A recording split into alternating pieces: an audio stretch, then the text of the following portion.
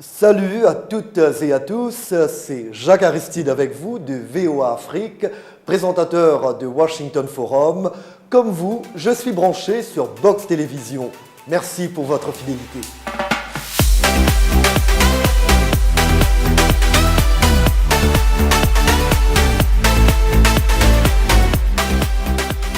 Mon invité, Youssou N'Dour, l'artiste, le musicien international.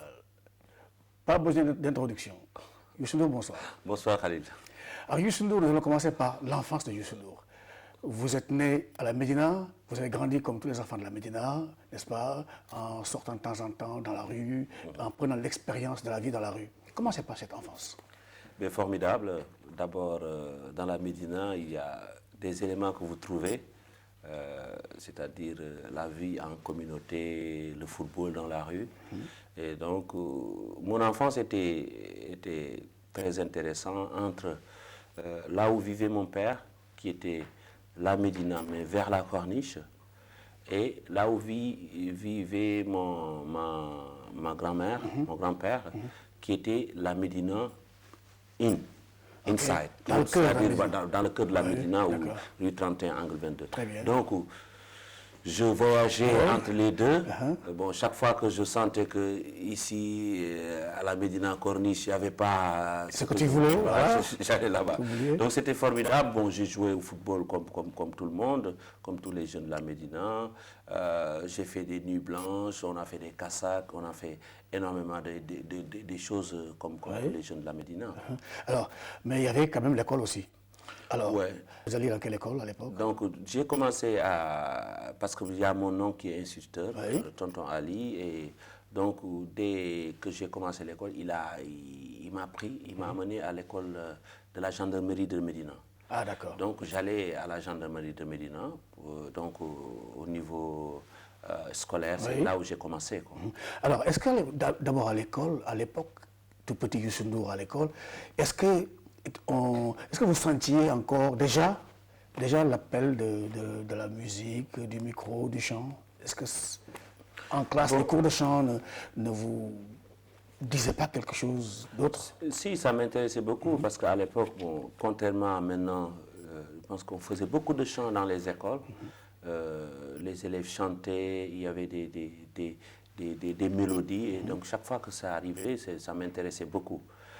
Mais en même temps aussi, bon, les chants traditionnels, parce que bon, comme j'ai dit, j'étais chevauché entre chez ma grand-mère et chez mon père. Donc chaque fois que j'étais chez ma grand-mère, c'est une maison de griot, donc je retrouvais toutes ces choses-là qui m'intéressaient, qui réveillaient en moi ce côté musicien un peu. Et à l'époque, quel était votre métier de rêve? Mais honnêtement, moi, je ne savais pas. Je ne savais pas, je suivais un tout petit peu. Tu vois, ma passion, c'était un peu la musique, mais j'avais peur. J'avais peur aussi, donc je suivais un peu l'idée de mon père de faire de moi, comme tous les enfants, instruire, travailler dans l'administration ou faire autre chose. Quand ça rate, ton père, il t'amène faire un peu de métier, comme mon père, c'est un ouvrier.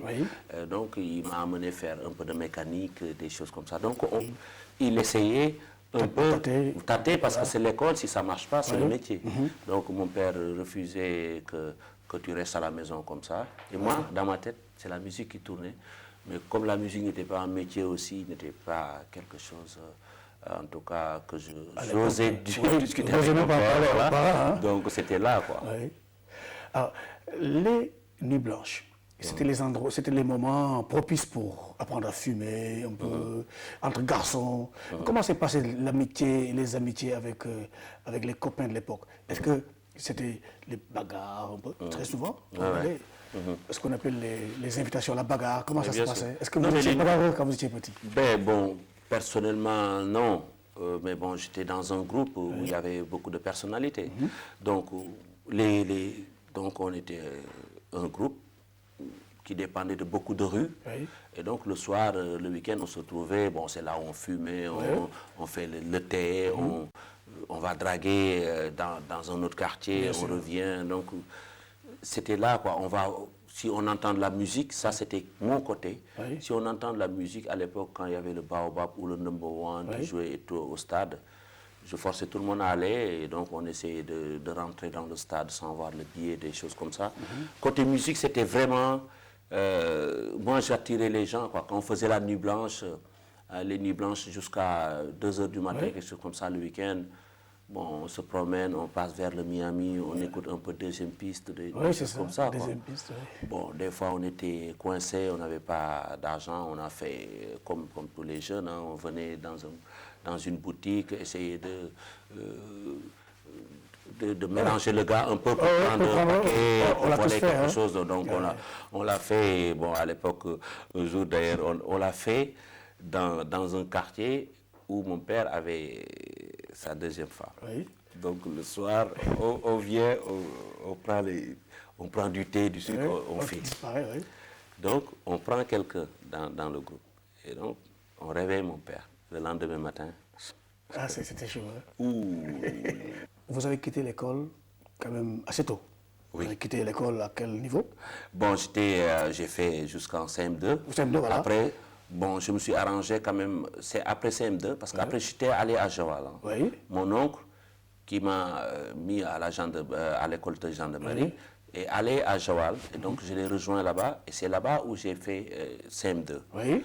Après, je suis revenu à Dakar et donc là où je commençais à faire la musique. La musique, voilà. J'étais dans une école privée pendant 2 ans. Oui. Et la musique vous attirait carrément?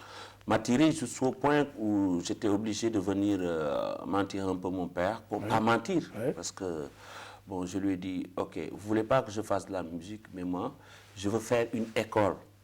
C'était l'école des arts. Oui. À l'époque, c'est le regretté Abdourahmane Diop, Diop. oui.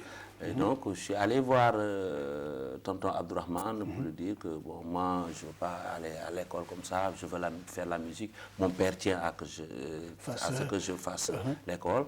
Donc, est-ce que je pourrais être inscrit ici? Et ça a aidé un peu. Absolument. Parce que quand je suis revenu voir mon père, je lui ai dit, bon, j'ai une école où on apprend l'école et la musique. Oui. Et donc, après, il a rencontré tonton Abdourahmane. Et ça s'est bien passé. Et ça a commencé. Très bien. Alors, entre ce moment-là et aujourd'hui, beaucoup de choses sont passées. Ah oui.